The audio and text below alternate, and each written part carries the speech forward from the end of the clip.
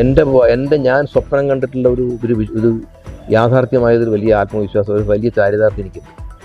ഇപ്പം അതിൻ്റെയൊക്കെ ഓസിയിൽ അവകാശിയാകാൻ വേണ്ടി നടക്കില്ലേ ഈ വിദ്വാൻ? അത് നാട്ടിലെ ജനങ്ങൾക്കറിയില്ലേ? ഇത് ആരത് കൊണ്ടുവന്നത്? ഇവിടുന്ന് തുടങ്ങി വെച്ചത്.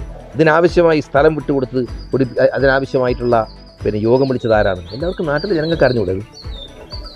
ഇവിടുത്തെ കച്ചവടക്കാരോട് ചോദിക്കും, നിങ്ങൾ ഇവിടുത്തെ ആ സ്ഥലം വിട്ടു തന്ന ആളുകളോട് ചോദിക്കും, ആര് പറഞ്ഞിട്ടാണ് വിട്ടു തന്നത്? ഞാനാണല്ലോ അവരോട് നേരിട്ട് അവരെ വീടുകളിൽ പോയിട്ടാണ് സംസാരിച്ചത്. അങ്ങനെ ഉണ്ടായത്.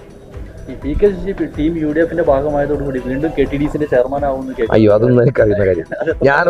ഞാനൊന്നും അങ്ങനെ ഒരു കാര്യം ആവശ്യപ്പെട്ടിട്ടില്ല. എൻ്റെ മുമ്പിൽ ജനങ്ങളാണ്. നിങ്ങൾ ആദ്യം മനസ്സിലാക്കിക്കോ, ശശി എല്ലാ കാലത്തും ജനങ്ങളുടെ കൂടെയാണ്. ജനങ്ങളുടെ കൂടെയാണ്. ജനങ്ങളിൽ നിന്ന് മാറി നിന്നുകൊണ്ടുള്ള ഒരു ജീവിതം ശശിയെ സംബന്ധിച്ച് മരിക്കുന്നവരെ ഉണ്ടാകില്ല. അത് ഞാൻ തെരഞ്ഞെടുപ്പിൽ നിന്നപ്പോൾ പറഞ്ഞില്ല. ജനങ്ങളിൽ നിന്ന് ഞാൻ എപ്പോൾ മാറി നിൽക്കുന്നു അന്ന് നിങ്ങൾ ഉറപ്പിച്ചോളണം ശശി മരണപ്പെട്ടു. ജനങ്ങളുടെ പ്രശ്നങ്ങളിൽ ഇടപെട്ടുകൊണ്ടല്ലാതെ. ഇപ്പം രാവിലെ എണീറ്റ് കഴിഞ്ഞാൽ ഇന്ന് കാലത്ത് തന്നെ എത്ര ആളുകളാണ് എന്നെ കാണാൻ വന്നിരിക്കുന്നത് അറിയുന്നത്? പരിപാടികൾ കഴിഞ്ഞ് കാരാകുശി പോയി, അലനല്ലൂർ പോയി, തിരിച്ച് വീട്ടിലെത്തിയപ്പോഴേക്ക് ഒരു 8-10 ആൾ കാത്തിരിക്കുക. എൻ്റെ വീട്ടിൽ കാത്തിരിക്കുക, എന്നെ കാത്തിരിക്കുക അവരെ പ്രശ്നങ്ങൾ പറയാൻ വേണ്ടി. അതിലെല്ലാം ഇടപെടുന്ന ഒരു രീതിയാണ് എനിക്കുള്ളത്.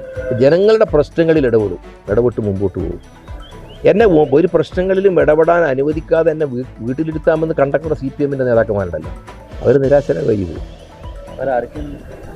അവരാരൊക്കെ നിങ്ങൾക്ക് അറിഞ്ഞൂടെ?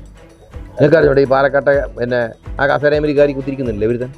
ഒരു കമ്മ്യൂണിസ്റ്റ് എന്ന് ഞാൻ പറയില്ല, സെക്രട്ടറി ഒന്നും ഞാൻ പറയാൻ പോകുന്നില്ല. ഒരു ക്വാളിറ്റി ഇല്ലാത്തൊരു തന്നെ. വേഗമാകട്ടെ, ഈ ഓഫറുകൾ മെയ് 31 വരെ മാത്രം. കവിത ഗോൾഡൻ ഡയമണ്ട്.